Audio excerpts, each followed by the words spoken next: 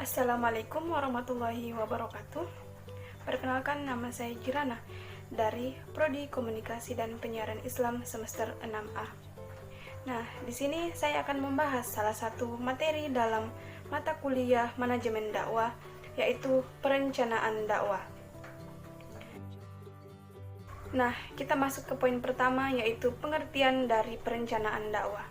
Perencanaan dakwah adalah suatu proses penetapan tujuan, sasaran, dan cara mencapai tujuan dakwah melalui berbagai kegiatan dengan mempertimbangkan kemungkinan-kemungkinan yang akan terjadi, serta melibatkan semua sumber daya yang dapat mendukung keberhasilan dari dakwah. Nah, sekarang kita masuk ke poin kedua, yaitu manfaat perencanaan dakwah.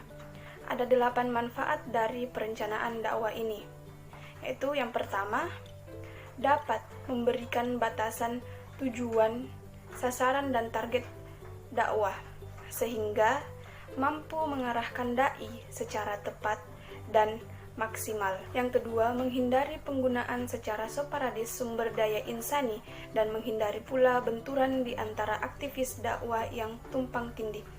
Yang ketiga, dapat melakukan prediksi dan antisipasi mengenai berbagai persoalan dan merupakan sebuah persiapan dini untuk memecahkan masalah dakwah.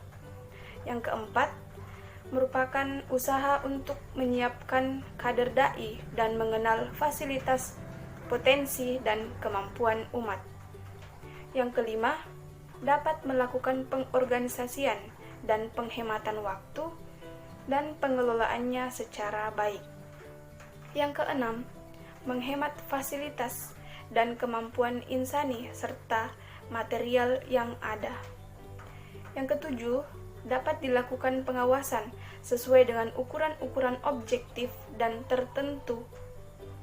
Dan yang terakhir, merangkai dan mengurutkan tahapan-tahapan pelaksanaan sehingga akan menghasilkan program yang terpadu dan sempurna. Sekarang kita ke poin ketiga, yaitu jenis-jenis perencanaan dakwah. Yang pertama, rencana strategis dan rencana operasional, di mana rencana strategis ini merupakan rencana untuk menentukan sasaran umum organisasi dan berusaha menempatkan organisasi tersebut ke dalam lingkungannya. Sedangkan rencana operasional adalah rencana yang menempatkan rincian tentang cara mencapai keseluruhan tujuan organisasi. Yang kedua adalah rencana jangka pendek dan jangka panjang. Nah, rencana jangka pendek ini adalah rencana dengan asumsi kerangka waktu paling tidak selama 1 tahun. Sedangkan rencana jangka panjang adalah rencana dengan kerangka batas waktu itu 3 tahun ke atas. Yang ketiga adalah rencana yang mengarah dan rencana khusus, di mana rencana yang mengarah adalah rencana yang fleksibel yang menetapkan pada pedoman umum. Sedangkan rencana khusus adalah sebuah rencana yang telah dirumuskan dengan jelas serta tidak menyediakan ruang bagi interpretasi. Yang keempat, rencana sekali pakai dan rencana tetap. Rencana sekali pakai ini adalah rencana yang digunakan sekali saja, yang dirancang untuk memenuhi kebutuhan situasi khusus dan diciptakan sebagai respon terhadap keputusan yang tidak terprogram yang diambil oleh para manajer.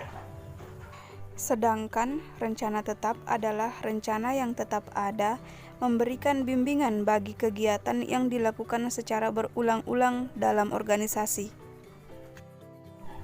Nah, poin keempat adalah sasaran dasar perencanaan dakwah. Yang pertama, multinitas sasaran secara sepintas. Boleh jadi aktivitas organisasi dakwah itu hanya bertujuan pada konteks ubudiyah atau vertikal saja yang sasarannya adalah keimanan. Yang kedua adalah sasaran yang ditetapkan. Dakwah sasaran yang ditetapkan adalah pernyataan resmi organisasi agar dipercaya oleh publik sebagai sasarannya. Yang ketiga, cara tradisional menetapkan sasaran dakwah. Nah, penetapan sasaran dakwah tradisional adalah sasaran ditetapkan, kemudian diklasifikasikan menjadi sub-sasaran. Dan yang terakhir adalah manajemen berdasarkan sasaran atau manajemen by objektif, yaitu manajemen di mana sasaran kinerja yang terperinci ditetapkan bersama-sama oleh anak buah dengan pimpinan. Nah, poin terakhir adalah sisi kelemahan dari perencanaan dakwah. Yang pertama, perencanaan dapat menciptakan sebuah kekakuan. Yang kedua, rencana tidak dapat dikembangkan bagi suatu lingkungan yang dinamis. Yang ketiga, rencana-rencana formal tidak dapat menggantikan intuisi dan kreativitas. Dan yang terakhir, rencana memusatkan perhatian para manajer pada persaingan. Nah, itu saja yang dapat saya sampaikan. Semoga bermanfaat. Akhirul kalam. Wassalamualaikum warahmatullahi wabarakatuh.